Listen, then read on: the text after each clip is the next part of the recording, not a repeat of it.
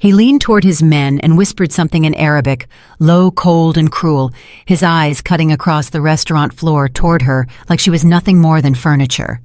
He wished wasn't there. He didn't know she understood every word. He didn't know the woman he just insulted had grown up speaking that language before she ever learned to say please and thank you in English. He didn't know that in the next 30 seconds, she was going to make the most feared man in New York City feel something he hadn't felt in years: shame. If this story already has your heart pounding, hit that subscribe button right now and drop your city in the comments below. I want to see how far this story travels. Now let's go back to where it all began. Josephine Miller had a rule. She kept it simple, the way she kept most things in her life: clean, efficient, and quiet. The rule was this: never let them see you react. Not when the man in the $3,000 suit looked her up and down like she was something he'd accidentally stepped on. Not when the woman at table 7 clicked her fingers instead of saying her name. Not when the hostess, who was barely 23 and had never once carried a tray heavier than her own ego, whispered something to a coworker behind her hand, and they both smiled that particular kind of smile that wasn't really a smile at all. Never let them see you react. Josephine had been working at Maison Éclat for 6 years. 6 years of marble floors and crystal chandeliers, 6 years of $14 sparkling water, and $70 appetizers that arrived in portions small enough to make you wonder if the chef was making a philosophical statement. The restaurant sat on the 40th floor of a glass tower in Midtown Manhattan, and from the dining room, if you angled yourself just right between the tables, you could see the whole city spread out below like something you'd once dreamed and never quite reached. It was by every measurable standard a beautiful place, and Josephine moved through it like a ghost, efficient, invisible, and utterly unremarkable to the people who mattered. That was intentional. She had learned early that there were two kinds of invisible. There was the kind that happened to you when people looked through you because they'd already decided you weren't worth seeing. And then there was the kind you chose when you made yourself small and quiet and unnoticeable because it was safer, because it was smarter, because it meant you could do your job without becoming the subject of someone else's entertainment. Josephine had mastered the second kind. At 34, she was tall, brown-skinned, and what the women's magazines her mother used to read would have called full-figured, which was their way of saying she took up space in a world that had never quite made room for her. She'd heard every variation of what that meant growing up. She'd heard it in hallways and locker rooms, in the back of school buses, and across dinner tables from relatives who thought concern and cruelty were the same thing. She'd carried it the way you carry something heavy for so long that eventually your body just adjusts. The weight becomes part of your posture, part of the way you breathe, part of the voice in your head that runs like background noise you've stopped noticing. But here at Maison Éclat, she didn't have to think about any of that. Here, she was the best server on the floor, and everyone knew it. Joe! It was Marcus, the floor manager, falling into step beside her as she moved toward the kitchen with a tray of empty glasses. He was a small, tightly wound man with reading glasses he constantly forgot he was wearing, and a talent for making everything sound like either a crisis or a secret. Tonight his voice was doing both. "I need you focused," he said without preamble. "Full capacity tonight. Senator Morrison's at 12, the Caldwell party just confirmed for 6 at 9, and I've got a reservation that came in 2 hours ago that I need you to understand was not a request." He paused, the way people paused when they wanted you to ask the question, so she didn't ask it. She just looked at him. He lowered his voice. "Taylor Rossi." The name landed in the air between them and just stayed there. Josephine had never met Taylor Rossi. She didn't need to. You didn't need to meet a storm to know you didn't want to be standing in an open field when it arrived. You didn't need to know a man personally to understand that when his name came up in certain rooms, people changed the way they were holding their bodies. She'd heard the name the way you hear names like that, not in news reports or police briefings, but in the sideways way that Manhattan operated. In the gaps between conversations at restaurants like this one, in the way certain clients never quite finished their sentences when they mentioned him. "Rossi," she repeated. "He's bringing 6 men with him. He's taken the private alcove, the full setup, the Krug champagne, the Wagyu, everything." Marcus was walking faster now, and she adjusted her pace to match. "Joe, I need the table handled perfectly. No mistakes, no hesitation, no—" "Marcus, what? When have I ever given you a mistake?" He stopped walking. He looked at her. And then because he was Marcus, and Marcus was constitutionally incapable of admitting anything directly, he adjusted his glasses and said, "Just be careful." She didn't ask him what that meant.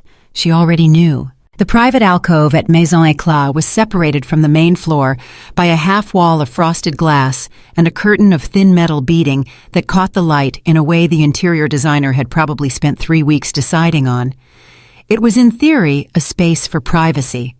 In practice, it was a space for the kind of conversations that didn't happen at regular tables, deals, negotiations, celebrations that weren't meant to be witnessed. Josephine had worked that alcove more times than she could count.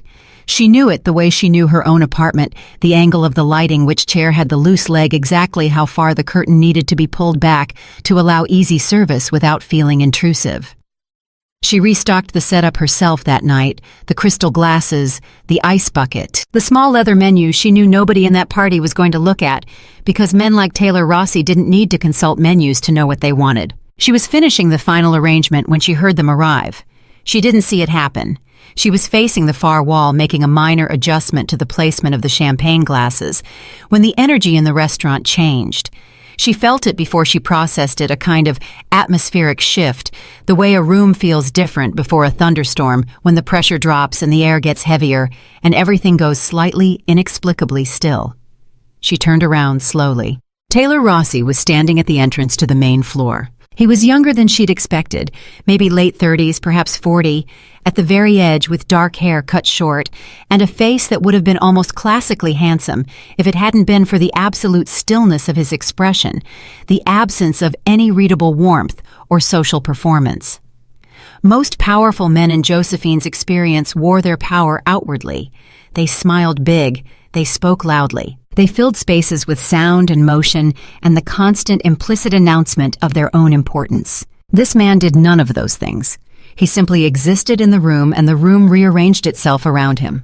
He moved through the dining area without looking at anyone directly, not dismissive, not arrogant, just utterly self-contained, like a man who had long ago stopped needing the confirmation of other people's attention. His 6 men fell into position around him with the practiced, natural ease of people who'd done this so many times it had become instinct, not performance. They didn't scan the room aggressively or make a show of their alertness.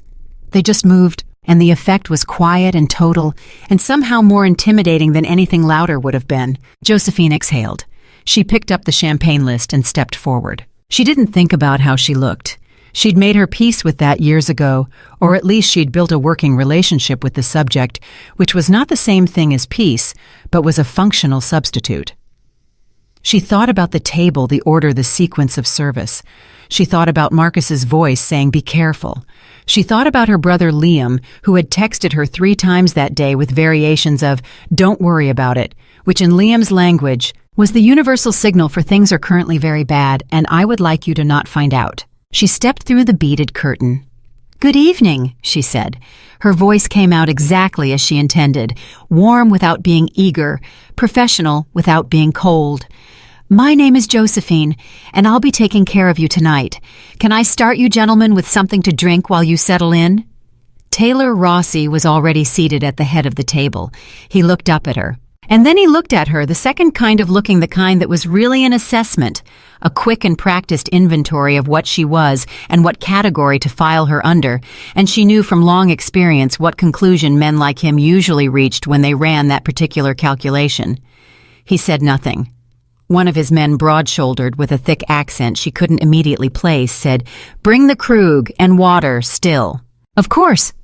She moved to the ice bucket, lifted the champagne with the cloth she'd kept folded over her forearm, and began to pour with the careful, practiced expertise of someone who understood that this was not just pouring a drink, but a performance.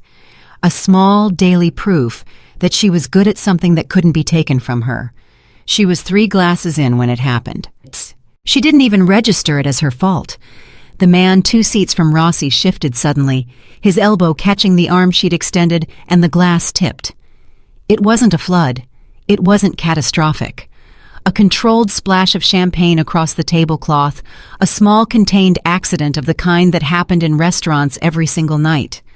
But it happened near Taylor Rossi, and the look on his face changed. Not dramatically. Not the way faces change in movies with visible fury and clenched jaws and flared nostrils. It was subtler than that, and somehow more pointed, a narrowing of the eyes, a slight tightening around the mouth, the look of a man who found something not just inconvenient, but personally offensive. "I'm so sorry," Josephine said immediately and professionally, reaching for the cloth. "Let me take care of that." And that was when he turned to his men. He turned away from her as if she had ceased to exist, as if she were not a person standing 2 feet away with a cloth in her hand, and he began to speak, in Arabic, fluid, casual, and completely dismissive. She kept her face absolutely neutral.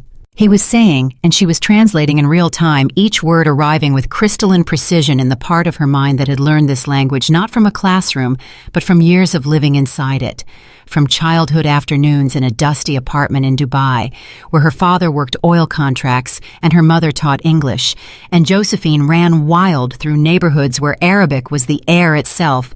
He was saying something that turned her blood cold. He was not talking about the spill, he was talking about her. Did you see the size of her? His Arabic was Levantine, slightly Beiruti, the accent of an educated man from money. He leaned back in his chair with the casual ease of someone who had never once considered the possibility of consequences. "God, no wonder she can't hold a glass. I don't know how she even got hired. Is this some kind of—" He used a word she won't repeat, not here, not ever, charity program, hire the ones nobody else wants. One of his men laughed, brief and low. Another said something she didn't quite catch, and Rossi continued quieter now, almost bored. She should have stayed in the kitchen. At least there maybe she'd be useful. Here she's just a liability, a big slow liability who can't even pour wine without disaster. Josephine's hand had stilled on the cloth. She was no longer cleaning the spill. She was standing very quietly, with the cloth gripped between her fingers, and every word landing in her chest, like something cold and deliberate, and she was thinking about every version of this moment she had ever lived before.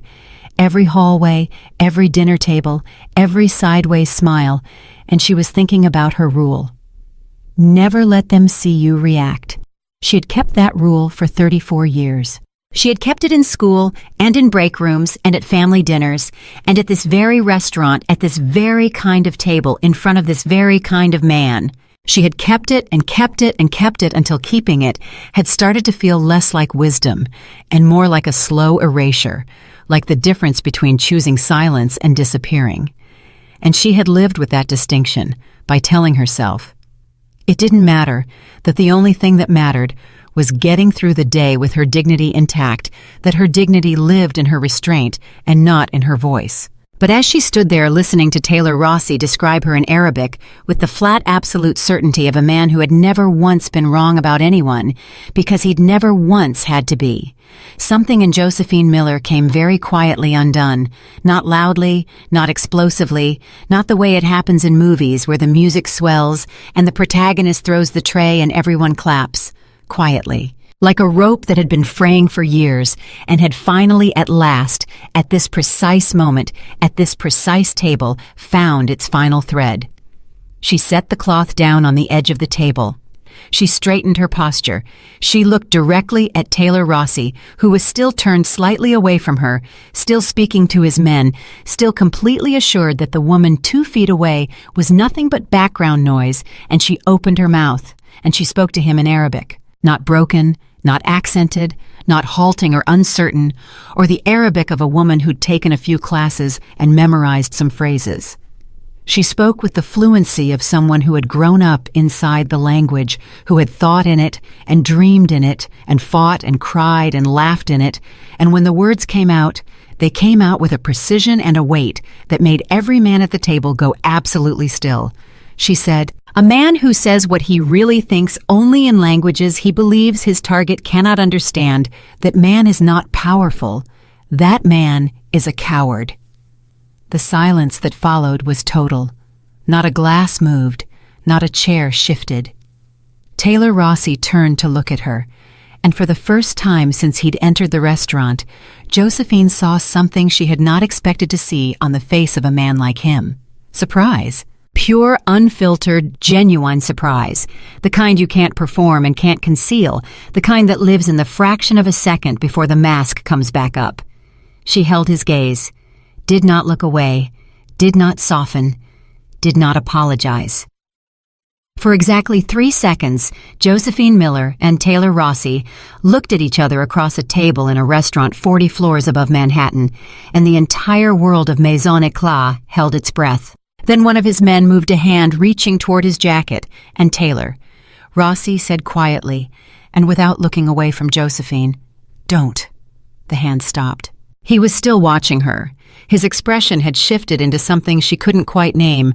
Not anger, not amusement, not the cold contempt she'd braced herself for, but something else. Something that felt unsettlingly like attention. Real attention. The kind he probably didn't give most people, and definitely didn't give waitresses. "Sit down," he said. It took Josephine a moment to understand he was talking to her. "I'm working," she said. "I'm aware." His Arabic was slower now, more deliberate. "Sit down." "Mr. Rossi," she said, switching to English, not because she was retreating, but because she wanted every syllable to land without any buffer of translation. "I have other tables." "You had other tables," he said in English now, as well smooth and accented and completely calm. "Now you have this one." She stared at him. He stared back, and Marcus appeared at the edge of the curtain, his face a portrait of controlled professional terror, his eyes making frantic small gestures at Josephine that she interpreted without difficulty, as "Whatever you're doing, please stop doing it immediately for the love of everything." She looked at Marcus. She looked at Taylor Rossi. She looked at the 6 men around the table, all watching her with varying degrees of caution and fascination. She pulled out the nearest empty chair. She sat down. Taylor Rossi leaned forward slightly, rested one forearm on the table, and looked at her with an expression she would think about for a long time afterward, not because it was threatening, but because it wasn't, and that somehow was more disturbing than anything else. "Where did you learn Arabic?" he said. "Dubai," she said. "My father worked there for 12 years. I grew up there." "How long?" "From when I was 4 until I was 16. He nodded slowly. "And the dialect, Beiruti influence in your pronunciation. Your teacher was Lebanese." "My neighbor, she was from Tripoli, actually." Something moved at the corner of his mouth. Almost nothing. The ghost of a response. "What's your name?" he said. "Josephine." "Josephine." He said it the way people say names when they're deciding whether they're going to remember them. "And how long have you worked here?" 6 years. 6 years. He glanced around the alcove, something almost evaluative in the look, then back to her. "You're wasted here." She blinked. "Excuse me." "I said you're wasted here." His voice was entirely matter-of-fact, the way someone states an obvious logistical problem. "A woman who speaks Arabic at that level working as a waitress in a Manhattan restaurant." He paused. "That's either a tragedy or a choice." "It's a job," she said flatly. "Everything is a job," he said. "The question is whether it's the right one." She felt something stir in her chest, something she immediately firmly pushed back down, because she was not going to be disarmed by a man who had just described her as a liability in a language he thought she couldn't understand, and she was certainly not going to let the disarming happen while she was sitting at his table, because he'd told her to, which was also something she was going to think about later. "Mr. Rossi," she said carefully, "I believe what I'm owed is an apology." The word landed. His expression didn't change, but something in the air between them did a slight recalibration, a shift in pressure. One of his men made a sound. Not a word, just a sound, the kind of sound men make in groups when one of their number is being spoken to in an unexpected way by someone they hadn't budgeted for in their mental accounting of the evening. Taylor Rossi looked at that man, then back at her. "You're right," he said. She hadn't expected that. She kept her face still. "What I said was—" He paused, and she had the strange sense he was choosing his words not from social obligation, but from some internal standard she didn't yet understand, unacceptable and incorrect. Another pause. "I was wrong about you." "You were," she agreed. "I'm not often wrong, I'm sure." "It bothers me," he said. Not performing discomfort, just stating it. "Good," she said. For the second time that evening, something moved at the corner of his mouth. This time it lasted a fraction of a second longer. He leaned back. He picked up his champagne glass. Someone had quietly refilled it while this entire conversation was happening, because the staff at Maison Éclat were professionals, even when everything was falling apart, and he looked at her over the rim. "Josephine," he said, "I have a proposition." She looked at him steadily. "I'm listening." "I need a translator. Arabic, specifically Levantine dialect with Khaliji fluency.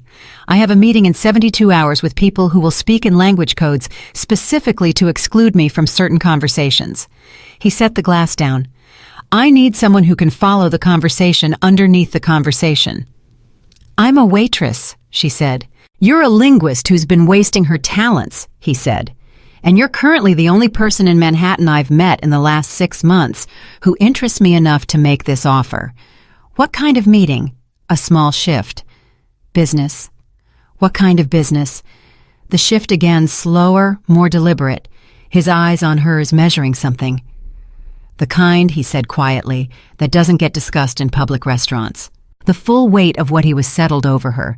Then not a story, not a rumor, but the actual man, the actual gravity of him, the way the space around him operated on different rules than the rest of the room. She thought about Marcus's voice saying, "Be careful." She thought about Liam's texts. She thought about her rule. She thought about the Arabic words she'd said and how saying them had felt like the first full breath she'd taken in years, and how terrifying it was to want to keep breathing. "I have to get back to work," she said. "Of course." He didn't move to stop her. "But you'll think about it." It wasn't a question. She stood. She straightened her uniform jacket with the small, precise movement she'd perfected over 6 years of this job. She picked up the cloth she'd set on the table's edge. "The champagne is Krug Grande Cuvée," she said. "The Wagyu is best ordered medium rare tonight. The chef is using a slightly higher fat content cut, and the texture holds better. And your second bottle should be chilled for another 4 minutes. She looked at him directly. "I'll be back to check in 10. She stepped through the curtain and back onto the main floor of Maison Éclat, where the rest of the restaurant had been continuing its evening the way restaurants do, with wine and silverware and the low hum of conversation, completely unaware that something had just shifted in the alcove by the frosted glass. Something that, though none of them could have known, it was not finished shifting. Not by a long way. She walked back onto the main floor, and her legs were steady, and her face was composed, and her hands, the hands that had gripped that cloth, like it was the only solid thing left in the world, were completely still. That was the thing about Josephine Miller. She could fall apart on the inside, and nobody would ever know. She checked table 12, refilled Senator Morrison's water without being asked, smiled at the woman across from him, who was clearly not his wife, and made a mental note about the Waldorf salad that needed to be cleared. She did all of this on autopilot, because the other half of her brain was still sitting in that alcove, still hearing Taylor Rossi's voice, saying you're wasted here, with the same casual certainty he probably used to decide everything: what to eat, who to trust, who to destroy. She didn't want to think about him. She thought about him anyway. Marcus intercepted her near the service station. His voice dropped so low she had to tilt her head to catch it. "What happened in there? Rossi's man came to find me, said there was an incident. Joe, tell me right now that you didn't—" "Everything is fine," she said. "That is not a specific answer." "Everything is fine, Marcus." She picked up a tray. "The table is being handled." He stared at her the way he always stared at her when he suspected she was telling him the truth, but not the whole truth, which was often. "His guy said you sat down at the table." "Briefly." "You sat down at Taylor Rossi's table." He pressed 2 fingers to his temple. "During your shift." "Marcus," she looked at him calmly, "has his table complained?" He paused. "No." "Is the service continuing?" Another pause. "Yes." "Then I suggest we both get back to work." She was halfway to the kitchen before he called after her, quiet and urgent. "Joe, be careful." She kept walking. It was just past 9 when her phone buzzed in her apron pocket twice quick, which was Liam's signal for, "I need to talk, but I'm trying not to seem desperate," which meant he was desperate. She ignored it through the salad course and the entree service. She ignored it through a second champagne order from table 9 and a birthday dessert presentation that required her to carry a lit sparkler across the main floor while maintaining what Marcus called her composed professional smile, which was different from a real smile in ways that would take too long to explain. She stepped into the staff corridor at 9:47 and called her brother back. He picked up on the first ring. "Hey," he said, and she heard it immediately, that particular quality in his voice, the one that had been showing up more and more over the past few months, that mix of forced lightness and barely contained anxiety, like a man trying to sound fine while standing on ice that is actively cracking beneath him. "How bad?" she said. No preamble. A beat of silence. "I'm handling it." "Liam? Joe? How bad?" She heard him exhale, long and slow, the sound of someone releasing a breath they'd been holding for days. 43,000, he said, give or take. The corridor walls didn't move, but they felt like they did. 43. She stopped, started again. Who? It doesn't matter who. It absolutely matters who. Joe, I said I'm handling. You called me at 9:47 on a Friday night during my shift, she said, keeping her voice low and level because the kitchen door was 15 feet away and she was a professional even when everything was collapsing. That means you're not handling it. That means you've already not been handling it for long enough that the situation has gotten to a place where you feel like you have to tell me. So I need to know who. Another silence, longer this time. Caruso, he said finally. She closed her eyes. Caruso. Angelo Caruso, who ran a collection operation out of a sports bar in Bensonhurst and whose patience for unpaid debts was by neighborhood reputation roughly equivalent to his patience for everything else, which was to say none whatsoever. When's the deadline? She asked. 2 weeks, maybe 10 days the way things are, Joe. I swear to you. I thought I had this. I thought the sports line was going to... Liam. She said it quietly, but the way she said it stopped him the way a closed door stops you. I don't need the explanation right now. I need to know what happens in 10 days if the money isn't there. The silence this time had a different quality. He'll send people, Liam said. Okay, she said. Okay, Joe. Did you hear? I heard you. I need to go back to work. She took a breath that she didn't let him hear. Don't go anywhere tonight. Stay at your apartment. Don't talk to Caruso or anyone connected to Caruso. I'll call you tomorrow. Joe, stay home, Liam. She ended the call. She stood in the corridor for 11 seconds. She counted them. 11 seconds in which she allowed herself to feel the full weight of $43,000 in 10 days, and her brother's voice, and the sound of ice cracking, and then she put all of it in the place she kept things that couldn't be dealt with right this minute, and she smoothed her jacket and she picked up her tray, and she walked back onto the main floor. The alcove curtain was partially open. One of Rossi's men, the broad-shouldered one who'd ordered the water, was standing just outside it, and he straightened when he saw her and said, Mr. Rossi would like another bottle. I'll bring it right out, she said. She was back at the alcove 3 minutes later with the champagne. The table had settled into a different register, the meal winding down, the men more relaxed in their chairs, the particular ease of people who have been in each other's company long enough that the performance of the evening has softened into something more familiar.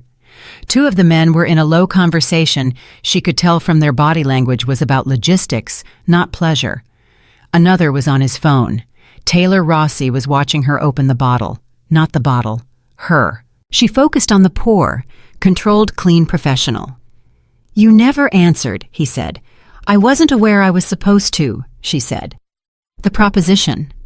You said it was business. She set the bottle back in the ice. You didn't give me enough information to answer. What information do you need? She looked at him. The kind you don't share in public restaurants. Something shifted in his expression. The closest thing to approval she had yet seen on a face that seemed constitutionally resistant to giving approval. You're quick. I've been called worse. She picked up the cloth. How long is the engagement? 3 days. You'd be present for initial meetings, a main negotiation session, and a closing dinner, all in the city. And the people I'd be translating for, who are they? Associates from Beirut and Cairo. The Beirut group speaks primarily Arabic among themselves. The Cairo contact will switch between Arabic and French, depending on whether he wants to be understood. He paused. It's important that I know what's being said when they believe I don't. You don't speak Arabic at all. A few words. He almost smiled. Not enough. She thought about Liam. About $43,000. About 10 days. She thought about her rule. "What's the compensation?" she said. He named a number. She kept her face still. The number was not small. The number was in fact precisely the kind of number that could resolve a particular problem that currently had a 10-day deadline attached to it with enough left over to mean something. "For 3 days," she said. "For 3 days," he confirmed. She stood there with the cloth in her hand and the champagne open and 6 men watching her and the weight of her brother's voice still sitting in her chest. And she made the calculation, the way she made all her calculations, quickly, quietly, without letting anyone see it happening. "I need more information before I can agree to anything," she said. "That's reasonable. And I have conditions. I expected you would. You don't know anything about me." "I know you speak Arabic better than most of my contacts who were born speaking it," he said. "I know you've been working this restaurant for 6 years, and you're still on the floor, which means either you like it here or you have reasons to need the stability. I know that when you said the word coward to me tonight, your voice didn't shake once." He paused. "I know enough. The thing about being told you've been seen by someone who doesn't see most people is that it does something to the walls you've spent years building. Not immediately, not dramatically, just a hairline crack in exactly the wrong place." She picked up the empty glasses. "I'll need to think about it," she said. "You have until midnight." She looked at him. "That's 3 hours." "It's enough time." She stepped back through the curtain. She made it all the way to the service station before her hands started trembling, the small, invisible tremor she'd been holding back since the alcove, since the corridor, since Liam's voice saying 43,000, with the tone of a man confessing something he'd buried so long, it had started to affect the soil around it. "Joe?" It was Priya, the other senior server, sliding in beside her with the particular efficiency of someone who had been watching the whole evening from a careful distance. "What is happening? I need to know what is happening right now." "Service," Josephine said. "The same thing that's always happening." "You sat at Taylor Rossi's table." "Briefly." "Joe, Taylor Rossi." "Priya." "I Googled him in the bathroom," Priya said in a fast whisper. "Joe, that man is, the things that come up when you search his name are not. There are congressional hearings." "Priya," Josephine looked at her friend directly. "I need you to take Table 9's dessert order. Can you do that?" Priya stared at her. "You're not even a little scared." "I'm terrified," Josephine said simply. "I'm just also working." She made it through the next 2 hours with the sustained, controlled focus of a woman who had learned that feelings and function do not have to be scheduled at the same time. Table 9 got their dessert. Table 12 got their check. Senator Morrison's guest, definitely not his wife, left 15 minutes before the senator himself and Josephine noted the logistics of this without comment because it was not her evening to have. At 11:20, she was back at the alcove. The party was preparing to leave. She could tell from the arrangement of jackets and phones and the way the conversation had the particular quality of wrap-up, the things said between people who are about to separate and want to land on a note that carries the right weight. Taylor Rossi was standing. He was taller than she'd fully registered when he was seated, not aggressively tall, but the kind of tall that added to the overall architecture of him, the sense that every physical detail had been arranged for maximum impact without any apparent intention of being obvious about it. He looked at her.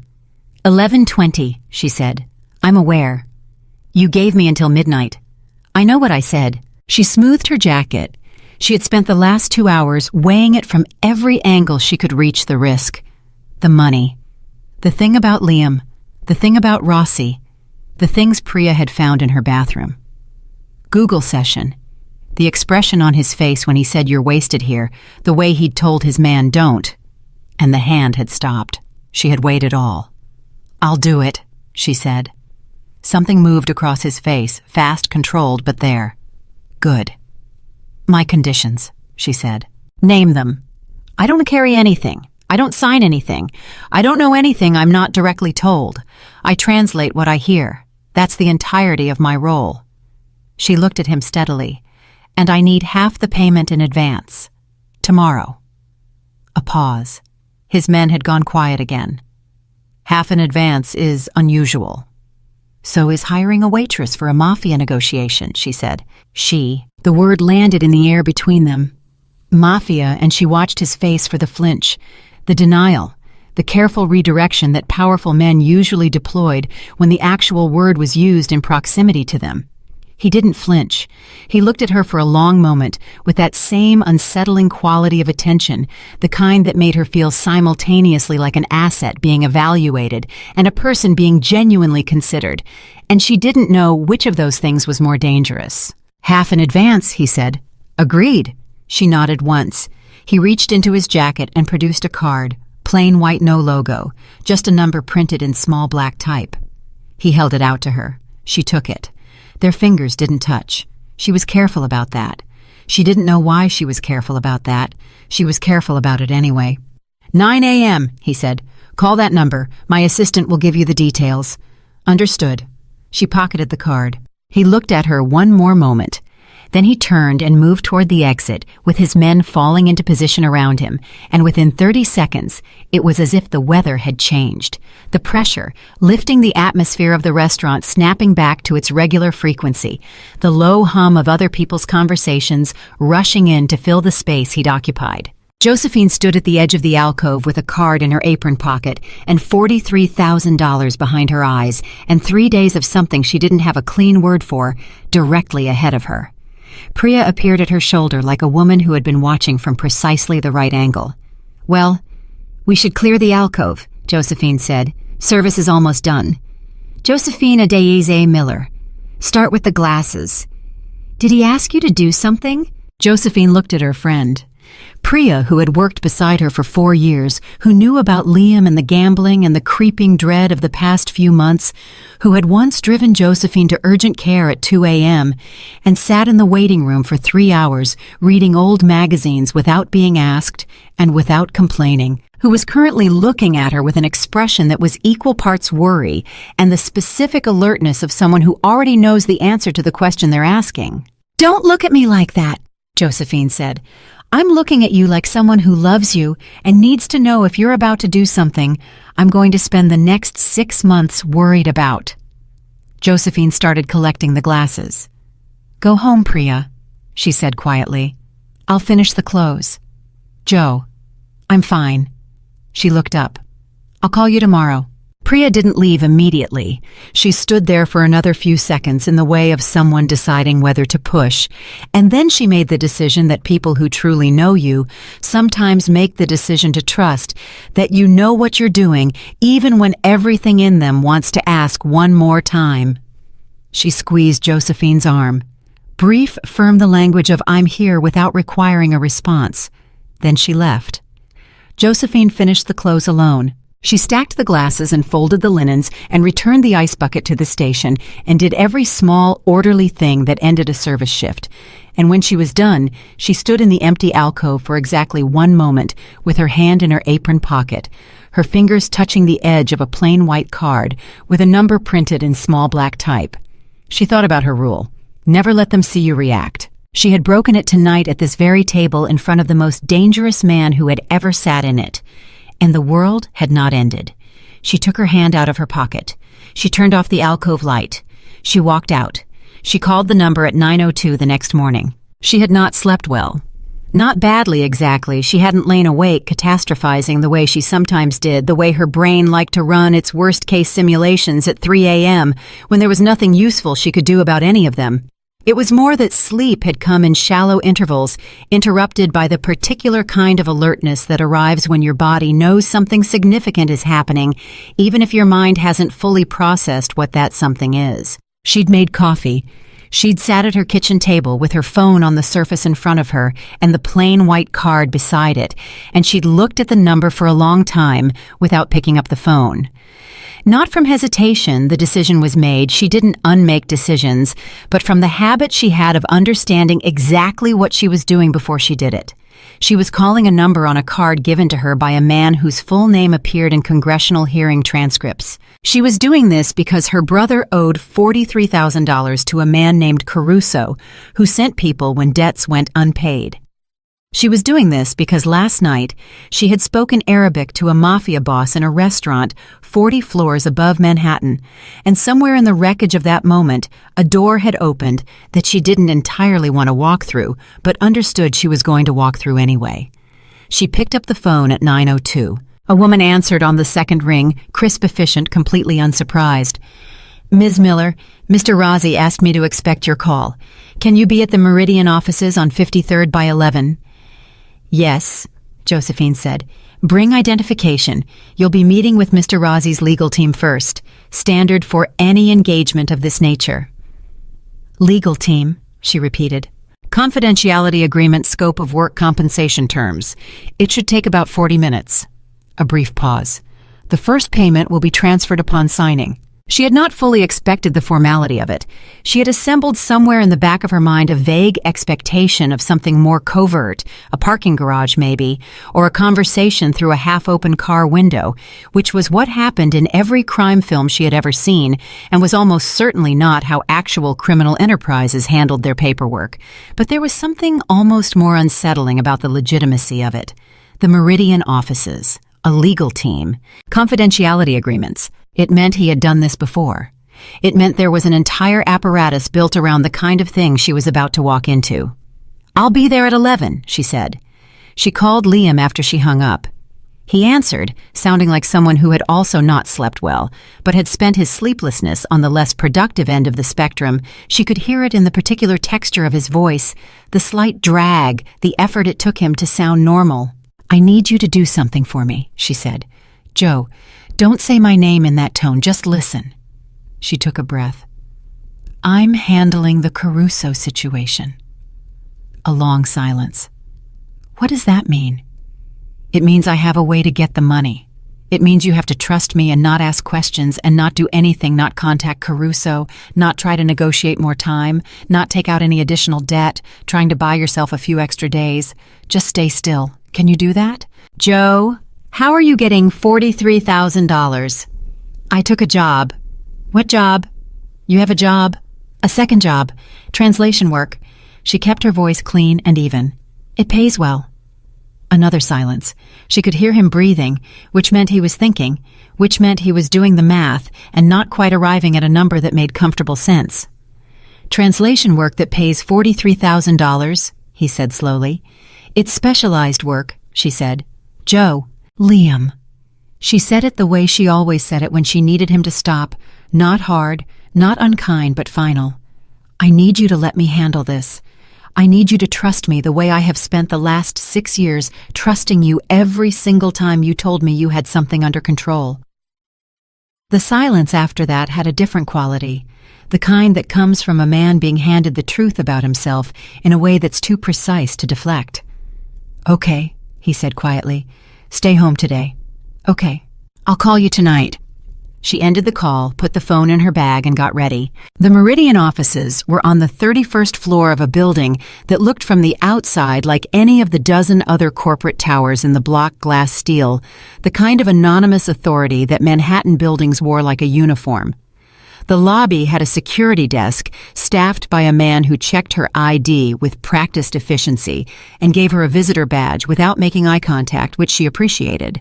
The legal team turned out to be one woman, mid-50s, silver-haired, wearing reading glasses on a chain, and an expression that suggested she had seen everything and been surprised by nothing for at least the past decade. Her name was Elaine. She shook Josephine's hand with a firm, brief grip and gestured to the chair across from her desk. "The agreement is straightforward," Elaine said, sliding a document across the desk. "You're engaged as a language consultant for a series of business meetings over the course of 3 days. Dates here, compensation structure here and here." She indicated a paragraph, the confidentiality provisions. "In summary, nothing you hear in the context of this engagement leaves the engagement. Not to family, not to friends, not to any third party, not to law enforcement, absent a direct subpoena, at which point we would be notified immediately." Josephine read the document carefully. Elaine waited without rushing her. It was as promised, straightforward. The language was precise and clearly drafted by someone who understood exactly what it needed to accomplish without providing anything extraneous. She looked for the things that weren't there: clauses about exclusivity, about future engagement, about anything that extended her obligation beyond the stated 3 days, and found none. She signed. Elaine countersigned, slid a copy across, and said, "The first payment will reflect in your account within the hour. Mr. Rossi would like a brief meeting before the first session tomorrow. He'll be in touch this afternoon with a time." "Thank you," Josephine said. "Ms. Miller." Elaine's voice shifted slightly, not dramatically, but enough. "I've handled Mr. Rossi's consulting arrangements for 11 years. She paused. "Most consultants come through referrals, established channels. You're the first one he sourced himself." Another pause, shorter. "I mention this only because it's unusual. And in Mr. Rossi's world, unusual things tend to develop in unexpected directions." Josephine looked at her. "Is that advice?" Elaine's expression didn't change. "It's an observation." "Noted," Josephine said. She stood, picked up her copy, and left. The money appeared in her account at 10:47.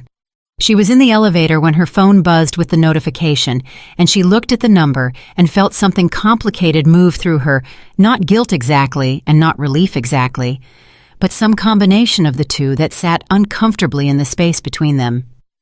She called Liam's phone. "The money will be in your account by end of day," she said when he picked up. "Pay Caruso, all of it. Don't negotiate, don't ask for more time, don't have any conversation with him that isn't you handing over the full amount." A beat of silence. "Joe, how—" "End of day," she said. "I mean it about the conversation, Liam. Just pay it." "Okay." His voice was very quiet. "Thank you." She didn't say, "You're welcome," because she didn't feel welcome yet, didn't feel the clean, uncomplicated gratitude that should have come with solving the problem, because the problem wasn't solved, it was traded. Traded for 3 days of something she still didn't have the full shape of, for a plain white card, and a signed agreement, and an observation from a silver-haired lawyer who had been doing this for 11 years. She went home. She changed out of the clothes she'd worn to the meeting and made a second cup of coffee and sat with it at her kitchen table, with the copy of the agreement in front of her, rereading the scope section, mapping the dimensions of what she'd agreed to. 3 days. Translation. The Beirut group and the Cairo contact. She had enough context now from the meeting, from Elaine's manner, from 11 years of Elaine, to understand the territory she was entering, even if she couldn't see the specific landscape yet. She thought about what it meant to hear what was being said under what was being said. Languages had always worked that way for her. Arabic especially. It was not a language that operated on the surface, not the way English could not, with the same preference for directness and stated meaning. Arabic moved in layers. It curved around things. It said one thing and meant 3, and which of the 3 you caught depended on how well you understood not just the words, but the space the words were making. She was good at the space. She had always been good at the space. Her phone rang at 2 in the afternoon.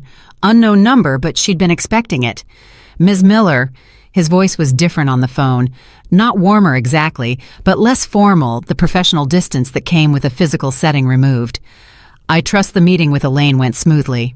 "It did. I have an hour this evening if you're available. I'd like to give you context before tomorrow." "What time?" 6. There's a place on 47th Caldera. The back dining room is quiet. She had a brief, sharp awareness of the geometry of this restaurant again, because apparently that was the territory where she and Taylor Rossi existed, the precise overlap of their worlds, given the randomness of last night. Or maybe it wasn't random. Maybe this was how he operated, always in controlled public spaces, always with an exit, always somewhere that looked like civilization. 6, she said.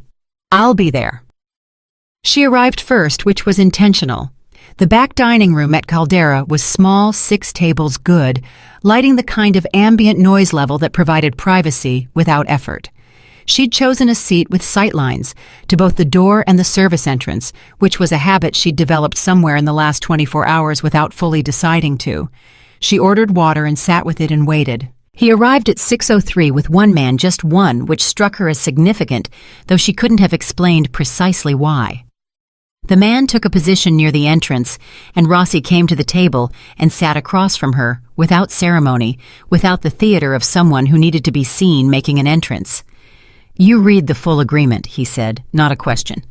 "Twice," she said, something like approval. "Good."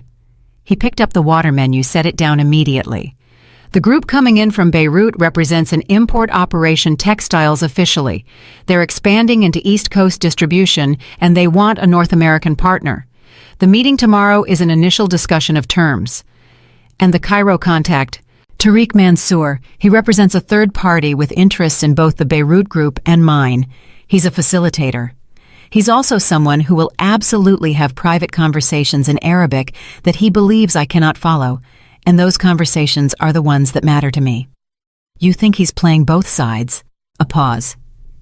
"I think Tariq Mansour has been playing every side simultaneously for 20 years and has survived through it by being very precise about what he chooses to share and with whom." He looked at her steadily. "I need to know what he's not sharing with me." Josephine turned her glass slowly. "What does the textile operation actually import?" The pause this time was different, longer considered the pause of a man deciding how much of a specific truth he wanted to extend.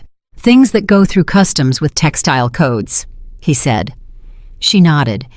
"And you want me to translate conversations between people who are at minimum engaged in customs fraud?" "At minimum," he agreed, and there was something almost wry in it. Not humor exactly, but the acknowledgement of someone who did not insult her intelligence by pretending the situation was other than it was. She looked at him across the table. "Mr. Rossi." "Taylor." She paused. "Taylor." The name felt strange in her mouth, too personal, too quickly, but he'd offered it, and she wasn't going to refuse it, because refusal had its own kind of message. "What happens if Tariq says something that changes the terms of your agreement?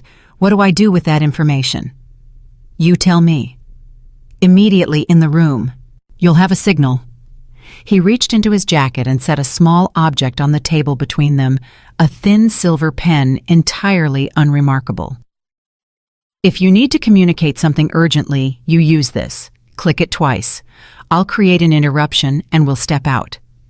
She picked up the pen, turned it over, clicked it once experimentally, and looked at him. "Twice," he said. "I know." She set it back down. "What if what I hear suggests that someone in the room is planning to do something that isn't about negotiation?" The silence that followed was careful and total, and in it she felt the full weight of what she'd just asked, the specific perimeter she was drawing around her own role, the implicit message of it, which was, "I am not so committed to this agreement that I will translate my way past my own survival." "Then," he said slowly, "you click it twice immediately, and you don't wait for me to create the interruption. And then you trust me." She looked at him. He looked at her. In the background of the restaurant, someone laughed at something brief, ordinary, entirely separate from the conversation happening at this particular table. "I don't trust people I don't know," she said. "I'm aware." He did not seem offended by it. "Last night you said what you said to me without knowing if I was the kind of man who would stand up and have you removed from the restaurant and make sure you lost your job by morning." "Yes." "Why did you say it anyway?" She thought about it honestly. The way she tried to think about everything, without the comfortable softening that came from telling yourself a story that made your choices look better than they were. "Because not saying it would have cost me something I couldn't get back," she said. He was quiet for a moment. Then, with a directness that had no performance in it at all, "Last night when I realized you understood what I'd said, I was ashamed. I want you to know that. Not embarrassed. Ashamed. There's a difference." She hadn't expected that. She was careful not to let how much she hadn't expected it show on her face. "There is a difference," she said. "I don't say things I don't mean," he said, "and I don't apologize for things unless the apology is accurate." He picked up his own water glass, held it without drinking. "What I said about you last night was inaccurate. It was the kind of thing a man says when he's irritated and careless and hasn't thought properly about the person in front of him." He set the glass down. "I was careless. I'm not usually." "What made you careless last night?" she asked. and she asked it not to push him, but because she genuinely wanted to know, because the question was real, and because she was already beginning to understand that Taylor Rossi responded to real questions differently than he responded to performed ones. He looked at her for a long moment. "I'd had a bad meeting," he said finally. "Bad enough that I brought it with me to dinner, which I don't do. And when the spill happened, I took my frustration and I put it somewhere it didn't belong." He paused. "On someone who didn't deserve it." "No," she said simply. "I didn't." "No," he agreed. "You didn't." They sat with that for a moment, not uncomfortably, but with the particular quality of a silence between two people who are both understanding something about the shape of what's happening between them and are not yet ready to name it. 6 o'clock tomorrow, he said. "I'll send a car." "I don't need a car. I'll take the subway." He looked at her.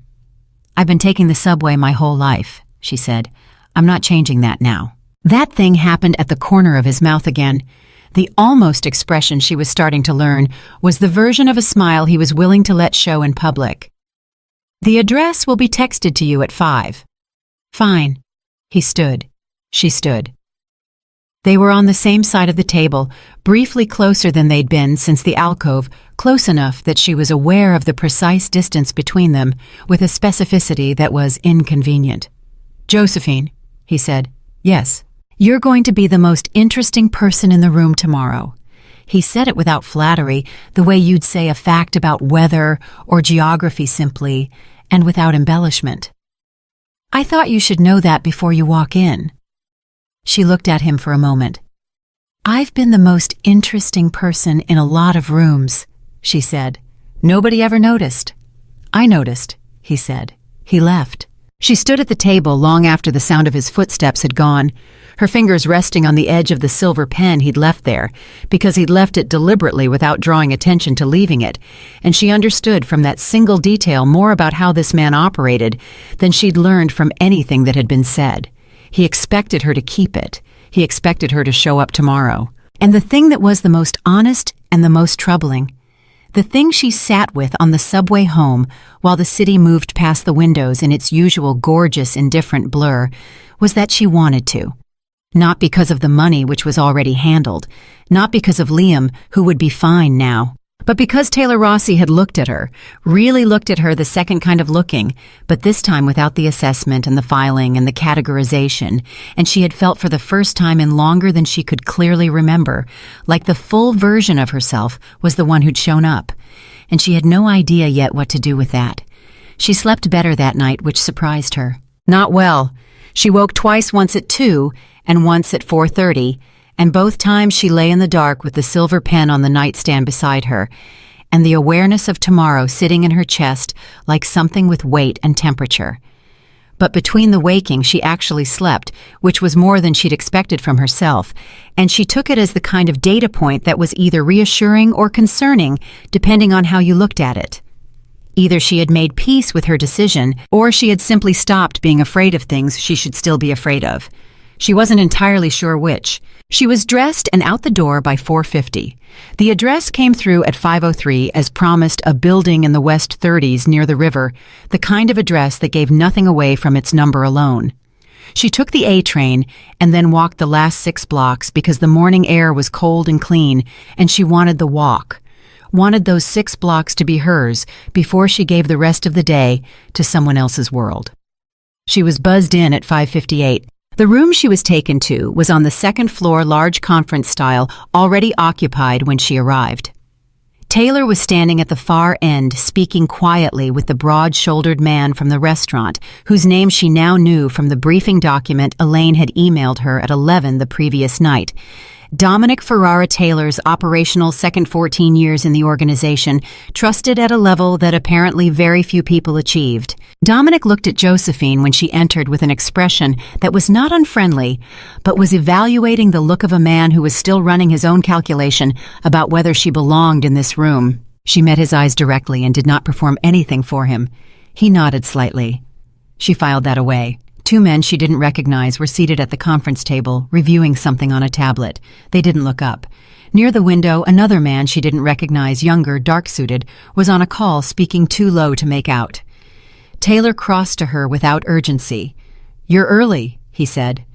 "You said 5. "I said the address would come at 5. The meeting is 6. "I know what time the meeting is," she said. "I wanted to see the room first." Something shifted in his face, approval clean and unperformed. "How do you want to be positioned?"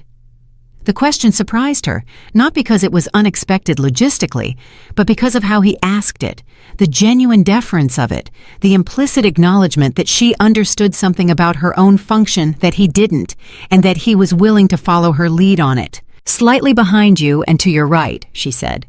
"Not at the table initially, I'll appear to be staff. Observers register staff as furniture. They'll speak more freely if I'm not seated as a peer." He looked at her for a moment. "That's good. I know." The Beirut group arrived at 612, 3 men, led by a compact gray-haired man named Samir Haddad, who moved with the particular energy of someone who had been important in rooms for so long that importance was simply his resting state.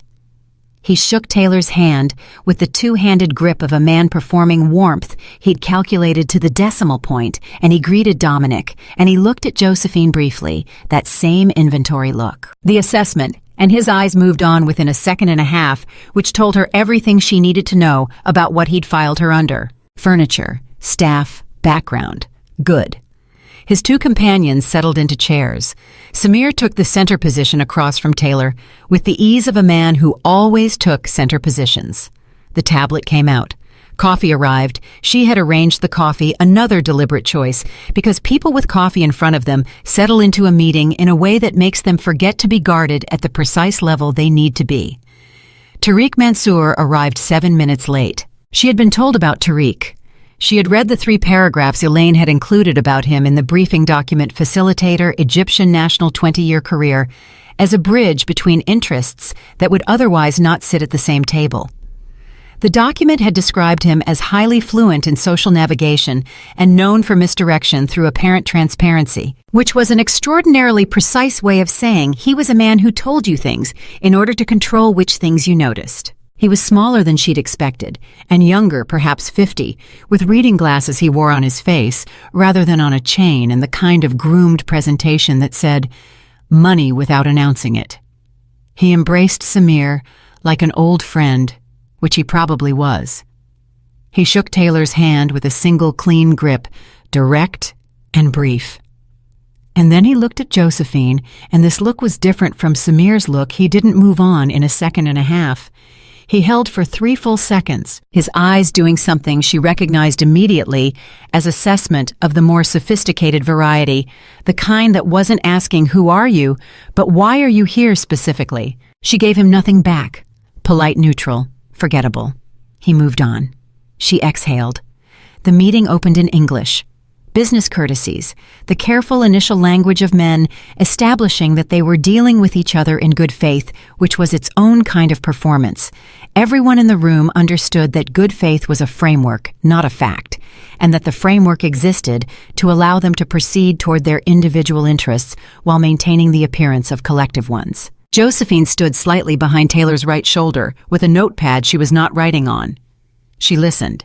For the first 20 minutes, the English was sufficient general terms, distribution questions, the kind of logistics that could be discussed in any boardroom in the city. Samir asked about East Coast infrastructure. Taylor answered without answering, which she was beginning to understand was a core competency of his. He could speak for 5 minutes and give you the feeling of information, while the actual information remained exactly where it had started. Then Samir leaned toward one of his companions and said something in Arabic. Quiet, fast, the Arabic of men who have spoken together for years, who have developed the shorthand that comes from shared history and don't need to slow down for comprehension. He said the numbers he's giving us are from last quarter. His East Coast operation is smaller than he's representing. Check with Tariq. Josephine did not move. She wrote nothing on the notepad. She processed it, filed it, and continued listening. The companion responded barely audible. Tariq said the same thing last week. He thinks Rossi is positioning for leverage before the real discussion. Samir gave a small, barely perceptible nod and turned back to the table with a smile that was perfectly calibrated. Taylor, forgive me these figures for the Northeast Corridor. Are these projections or current operational numbers? Taylor said smoothly. Projections for Q2. We can look at current figures if that's more useful. Perhaps later, Samir said, and the smile stayed and didn't change, which was its own kind of information. Josephine watched Tariq. He was watching Taylor. His face was entirely composed, entirely pleasant, and she was already learning that his tells were not in his expression, but in his stillness. The quality of his attention when he was doing the most calculation was paradoxically a kind of extra quiet that looked like ease. He was very quiet right now. At the 40-minute mark, Taylor called a brief break. Coffee phones the natural pause that gave bodies a rest, and minds a chance to recalibrate. He moved to refill his cup, and Josephine moved to stand near the service table, close enough that they could speak at low volume without appearing to be conferring. "Samir knows your numbers are understated," she murmured, keeping her eyes on the coffee service. His man confirmed it with Tariq last week. They're positioning to force a real disclosure in the second session. Taylor didn't react, not visibly. He poured his coffee with the same unhurried motion. Tariq briefed them. "Yes, a beat. Is that all? So far?" She picked up a cup, set it down. "Tariq is running something I can't fully see yet. He's listening to everything too carefully for a man whose role is facilitation. He's looking for a specific moment." "To do what?" "I don't know yet." He looked at her sideways briefly. "Tell me when you do." "That's what the pen is for," she said. He almost smiled. He took his coffee back to the table. The second session was different. The temperature in the room shifted, subtle but real, the way the air in a room changes when everyone stops performing the opening act and starts playing for something. Samir's questions got more specific. Taylor's answers got more precise, which meant he'd decided to give up controlled ground in order to protect whatever ground he actually cared about. Dominic, seated at the far end, had gone very still in the way of someone whose job was to watch the room and who had found something worth watching. And Tariq spoke for the first time in Arabic to Samir, leaning close, his voice at the precise volume of a man who believed he was inaudible to everyone except his intended recipient. He said, "Push on the warehouse question. Get him to confirm the Raritan location." Josephine's hand tightened around the pen. The Raritan location. She didn't know what that was. She didn't need to know what it was to understand that someone with Tariq's function wanting it confirmed in a meeting meant it was information being collected, not exchanged. Collected by someone whose interests were not necessarily aligned with anyone else at this table. She turned the pen in her fingers, clicked it twice. Taylor stopped mid-sentence. "Excuse me," he said to the table with the ease of a man who had not just heard a signal. "I need a moment with my team on a logistics point." He stood, looked at Dominic. 5 minutes. The room accepted this without resistance. Samir nodded. Tariq said nothing, but his stillness changed quality, and she felt him register her register. Her movement, the way she followed Taylor out the fact of her presence in this, in a way that exceeded what he'd originally categorized her as. She felt it on the back of her neck as she walked out of the room. In the corridor, Taylor turned to her immediately. No preamble. "Tariq?" "He told Samir to push you on confirming a warehouse location. He said Raritan. He said confirm it, not discuss it, confirm specifically." Taylor's expression didn't break, but something in his jaw changed. A tiny, controlled adjustment. "He's collecting verification." "For who?" His eyes moved to Dominic, who had followed them out and whose face up close was doing something significantly less calm than his posture suggested. "Who else knows about Raritan?" he said to Dominic, low and direct.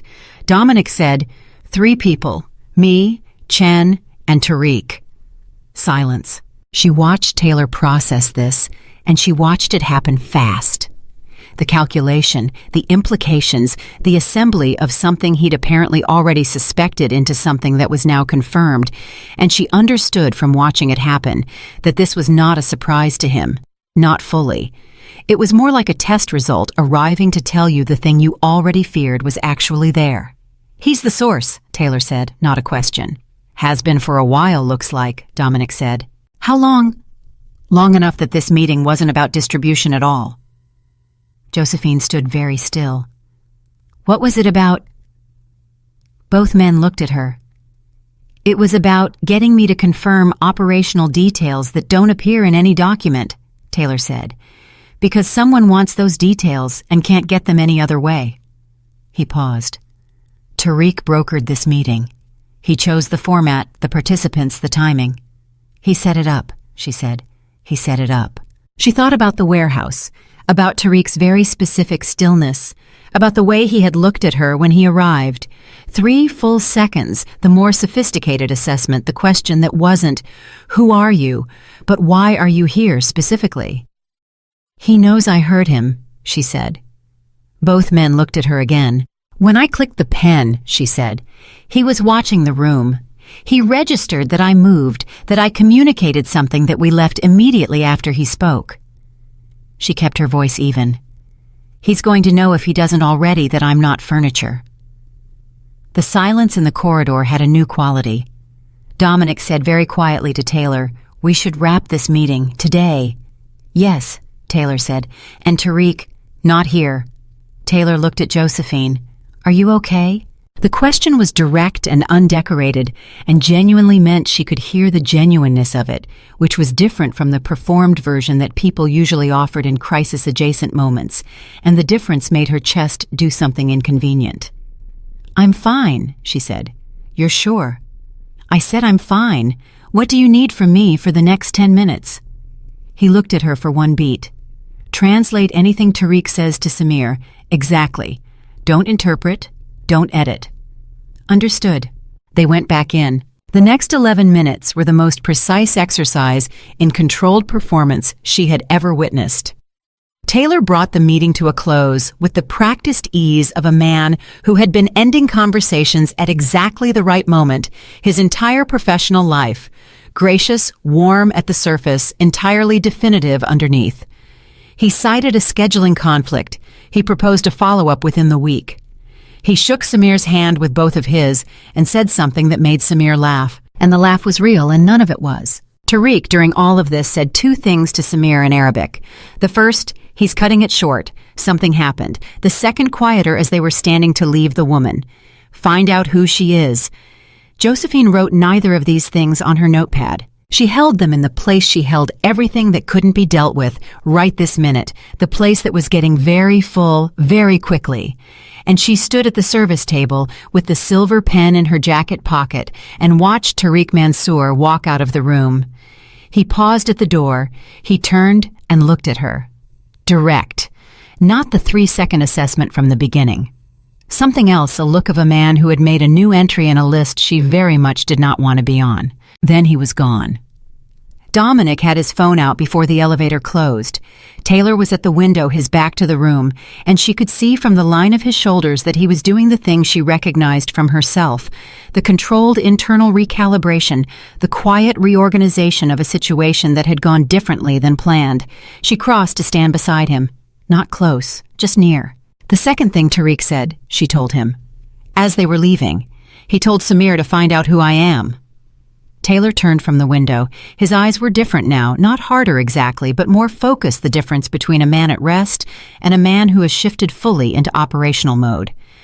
"You're going to need to know that," he said about Tariq's words, and then immediately after with a weight that was different from the rest, "And I need to make sure that doesn't matter." She looked at him.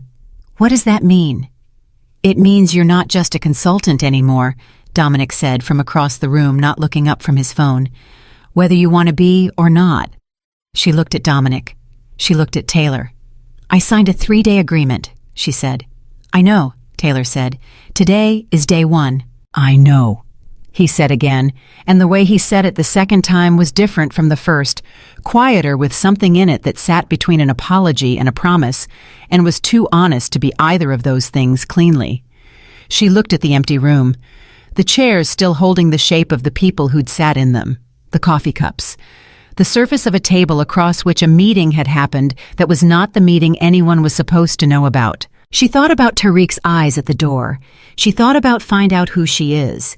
She reached into her jacket pocket, and she turned the silver pen over in her fingers once slowly, and then she put it back. "What happens tomorrow?" she said. Taylor answered her question about tomorrow with a single word. Raritan. She didn't ask him to elaborate. She could hear from the way he said it.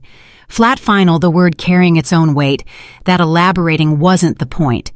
The point was that the thing Tariq had been trying to extract from the meeting was now the thing that needed to be dealt with directly, and directly meant the warehouse, and the warehouse meant leaving the controlled terrain of conference rooms and coffee service and silver pens with signals built into them. Dominic drove her home that evening without being asked to. Taylor had said it quietly to him, "Take her home," in a tone that wasn't an order, but wasn't a suggestion either. And Dominic had nodded, and she had started to object, and then looked at the expression on Taylor's face and made the decision that some arguments weren't worth the energy they cost. In the car, Dominic didn't make conversation. She appreciated that. She sat in the back seat and watched Manhattan move past the windows and thought about Tariq's eyes at the door and the specific quality of "find out who she is" and what it meant that a man like that now knew she existed. "How long have you worked for him?" she asked. Dominic glanced in the rearview mirror. 14 years. "Do you trust him?" A pause. The kind that meant the answer was yes, but the person wanted you to understand the yes was not simple. "With my life," he said finally. "Have, multiple times." "Has he ever been wrong about a person?" Another pause, shorter. "Twice that I know of. Both times he figured it out before it mattered." He looked at the road. "He figured out Tariq 6 months ago. He just needed confirmation he couldn't manufacture himself." She absorbed this. "He brought me into a situation he already knew was compromised." He brought you into a situation where your specific ability was the only thing that could give him clean confirmation. Dominic's voice was neutral, factual. "There's a difference." "There's also a similarity," she said. He didn't argue with that. He pulled up to her building at 7:43, and she got out, and he said without preamble, "Be ready at 7 tomorrow. I'll be here." "I'll take the subway," she said. "Ms. Miller." He looked at her through the open window with an expression that was as close to gentle as she suspected his face got when he was on duty. "Tariq's people work fast. Take the car." She looked at him for a moment. 7, she said. She went upstairs. She called Liam because she needed to hear a voice that was fully hers, that belonged to the life she'd been living before Friday night. Before a plain white card and a silver pen and a facilitator who now knew her name didn't appear in any official capacity in that room. He picked up on the second ring. "Joe, hey, I paid Caruso." "Good. All of it." He seemed almost disappointed. "I think he wanted the excuse to anyway. It's done." A pause. "You okay? You sound different." "I'm fine. Joe." "I'm working on something," she said. "It's almost done. The translation thing." "Yes." "Is it—" He stopped. Started again. "Is it safe?" She thought about Tariq's eyes, about Raritan, about tomorrow morning 7 a.m., Dominic's car outside her building. "It will be," she said. "Go to sleep, Liam." "Okay." He paused. "Joe, whatever you're doing, thank you. I know I don't say that right. I never say it right, but I know," she said. "I know you do." She hung up and sat in the quiet of her apartment with the silver pen on the kitchen table in front of her and the full shape of tomorrow assembling itself in her mind piece by piece, the way complex things always assembled themselves for her, not all at once, but in a sequence, each element finding its place relative to the others, until the picture was complete enough to act on. She slept 4 hours, clean, dreamless, the sleep of someone who has finished deciding. Dominic was outside at 6:58.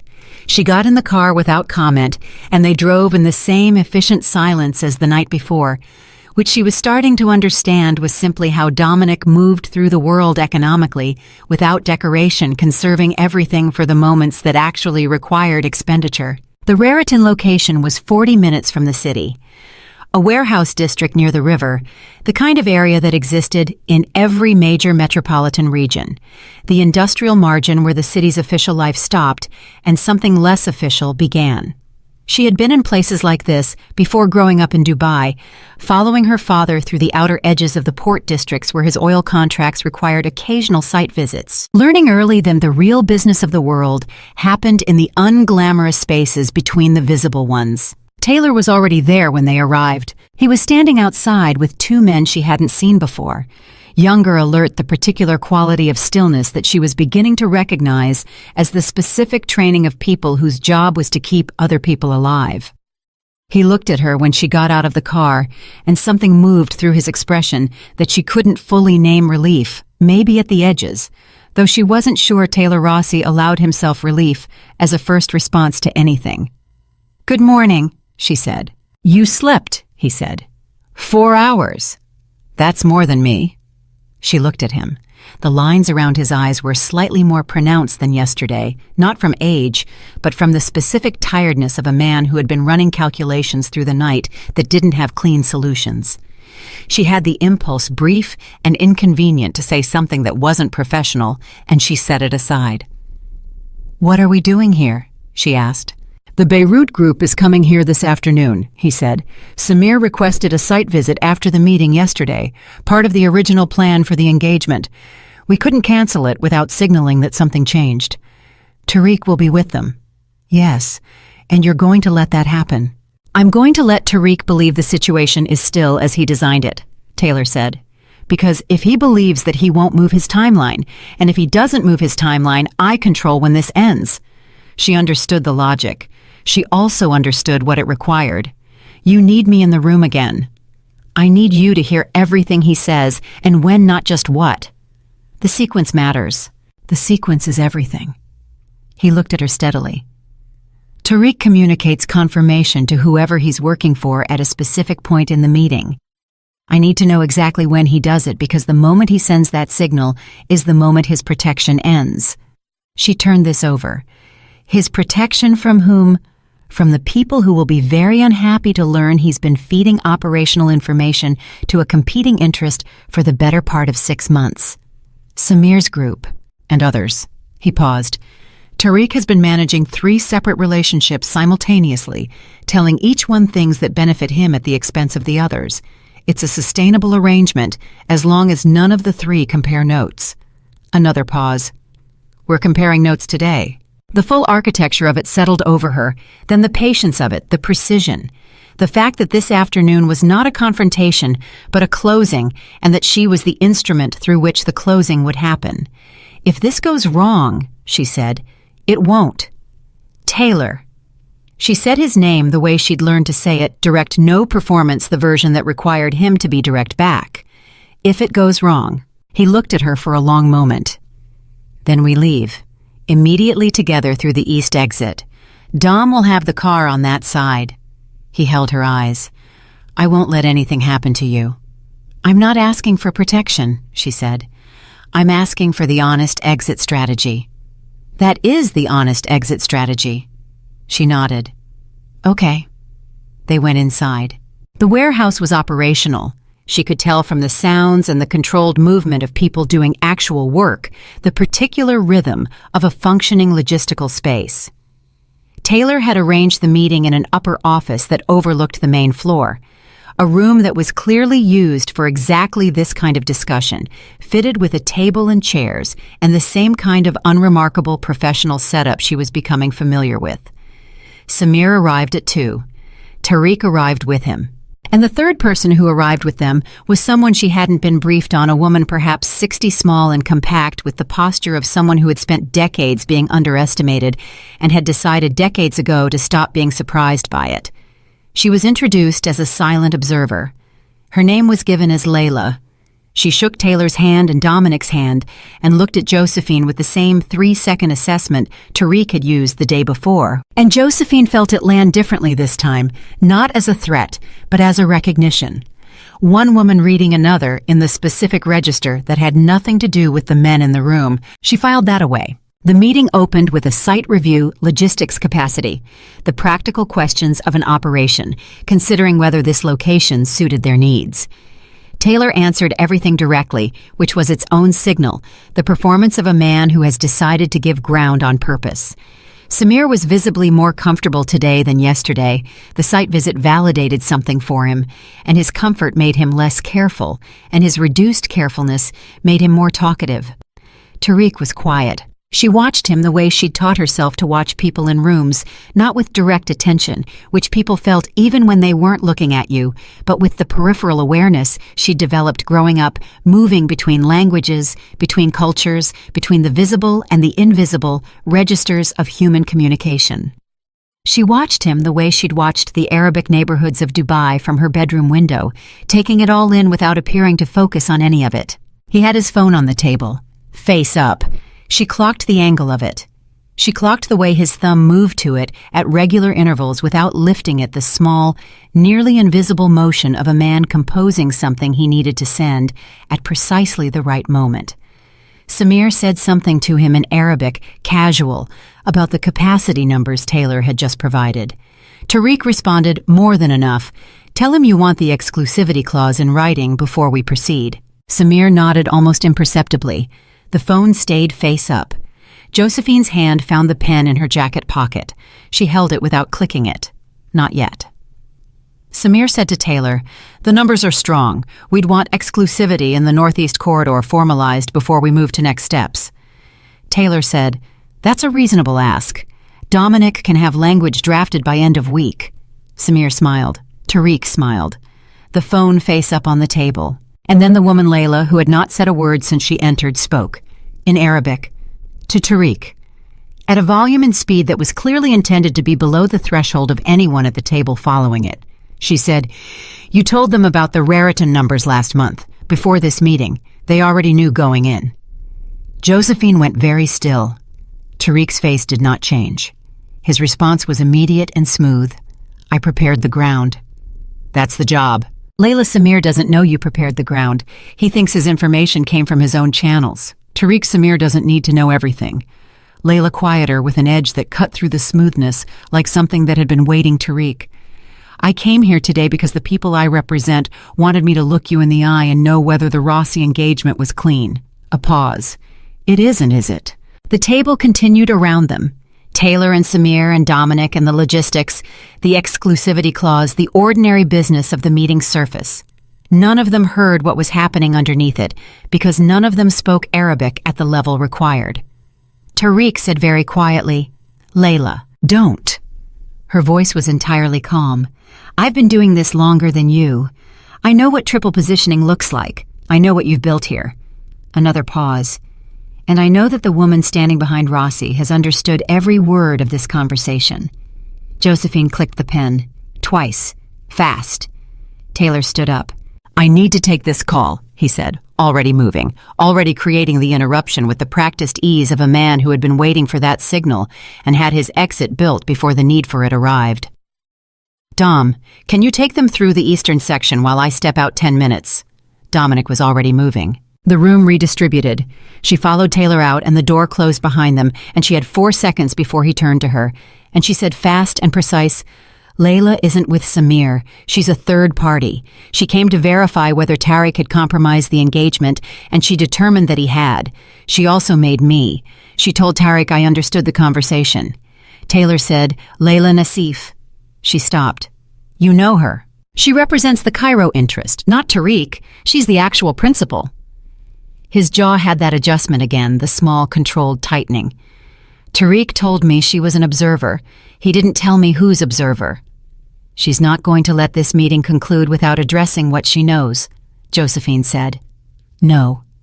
"Which means Tariq's position collapses in the next 20 minutes, whether you move on it or not." "Yes." "So what do you do?" He looked at her. Something in his expression was different from anything she'd seen across the 4 days she'd known him, not harder, but more open somehow, the specific openness of a man who was at the edge of what he'd planned and was deciding whether to trust the ground beyond it. "I tell the truth," he said. She blinked. "To the room. To Layla." He straightened. "Samir's going to be collateral damage of Tariq's choices. That's not my problem to manage. But Layla came here to make a determination about whether this engagement is trustworthy. If I get ahead of what she already knows, I have a chance at her. If I wait for her to surface it, I lose her before I start. That's a significant risk." "So was hiring a waitress," he said. She looked at him for one beat. "Go," she said. He went back in. She followed.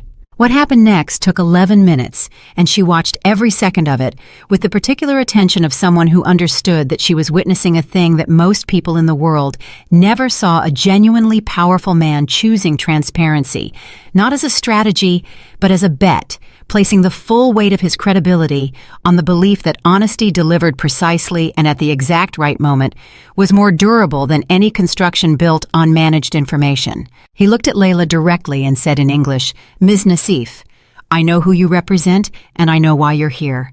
I also know that Tariq has been managing information flows between 3 separate interests, including yours, in ways that none of those interests authorized." He paused. "I'm telling you this because you've already established it independently, and because I would rather you hear it from me than wonder why I waited." The room went completely silent. Samir looked at Tariq. Tariq's composure held for approximately 4 seconds.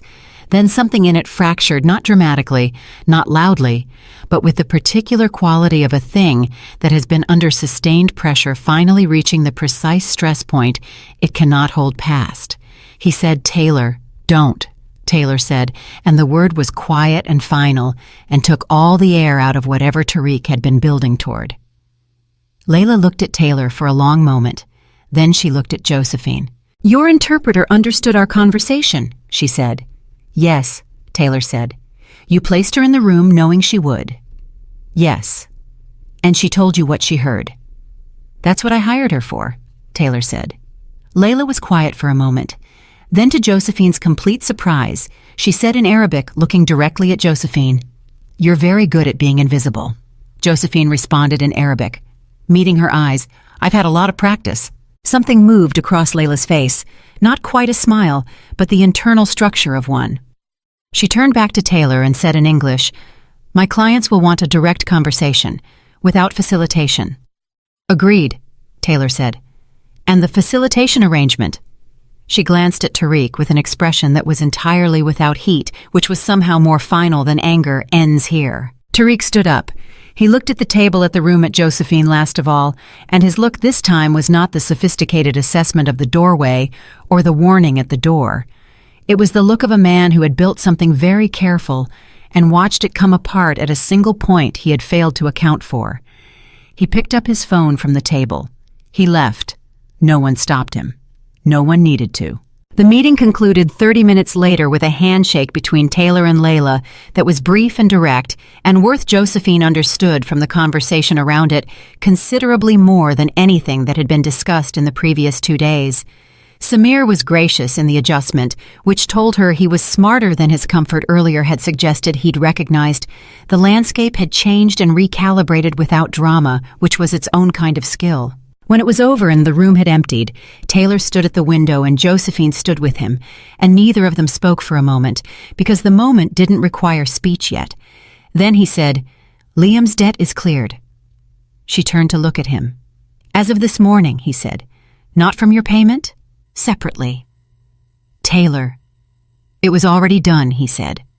"Before today, before the meeting." He looked at her. "It wasn't leverage. I want you to know that.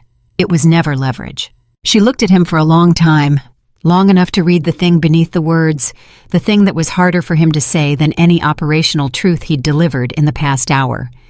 "Then what was it?" she said. "It was the one thing I could do," he said simply, "for someone who had already done something for me that I couldn't have asked for and wouldn't have known how to." She thought about the restaurant, the spill, the Arabic words she'd launched into the air without knowing what they'd set in motion, the rules she'd kept for 34 years and broken in a single breath. She thought about what Layla had said, "You're very good at being invisible," and what she'd said back. "I've had a lot of practice." Past tense. Already past tense even when she'd said it. She reached into her jacket pocket. She took out the silver pen. She held it out to him. He looked at it, then at her. "Keep it," he said. "I don't work for you anymore," she said. 3 days. The agreement said 3 days. "The agreement is done," he agreed. "That's not what I mean." She looked at him. "What do you mean?" He took the pen from her hand, not taking it back, but closing her fingers back around it, his hand over hers for exactly the length of a breath. "I mean that whatever comes next," he said, "I'd rather you had a way to reach me." She looked down at her hand, at his hand briefly over hers, at the pen that was, she understood now, not a signal device at all. It had never been. Only a signal device. She put it back in her pocket.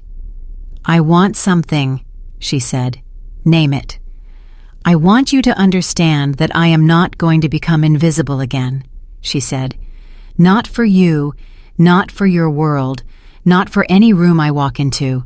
Whatever this is, whatever comes next, I walk in as myself, fully, or I don't walk in." He looked at her with that expression she'd first seen at the restaurant table. The one she now understood was what attention looked like on a man who gave it to almost no one. "That's the only version of you I've ever met," he said. "It's the only one I want." She stood very still. Then she did the thing she had not planned to do, and had not given herself permission to consider, and had been aware of in the peripheral way she was aware of most true things, not as an impulse, but as a fact she'd been moving toward without looking at directly. She kissed him, brief, precise, the same way she did everything that mattered, without performance, without apology, with the full weight of a woman who had decided. He was very still for exactly 1 second. Then he wasn't. When she stepped back, he looked at her with something she had never expected to see on the face of Taylor Rossi, something uncalculated and unguarded, and entirely, completely real. She picked up her bag. "I'm going to need to call Marcus," she said. "I've missed 2 shifts. He blinked, a breath of almost laughter. "I'll handle Marcus." "You absolutely will not handle Marcus," she said. "I'll handle Marcus. You've done enough handling for 1 week. He looked at her. That thing at the corner of his mouth, except this time it became the full version, unguarded, unreserved, the smile she hadn't been sure he was capable of until this exact moment. She walked to the door. "Josephine." She turned. "You were the most interesting person in every room," he said. "Every single one." She looked at him across the space between them, the warehouse office, the afternoon light, the full 4 days that had delivered her here from the alcove of a restaurant 40 floors above a city that had never quite made room for her. "I know," she said, and she meant it. For the first time in longer than she could measure, she meant it without qualification, without the asterisk of someone else's opinion or the background noise of a voice that had been running since childhood. She walked out. Not away from something, toward it.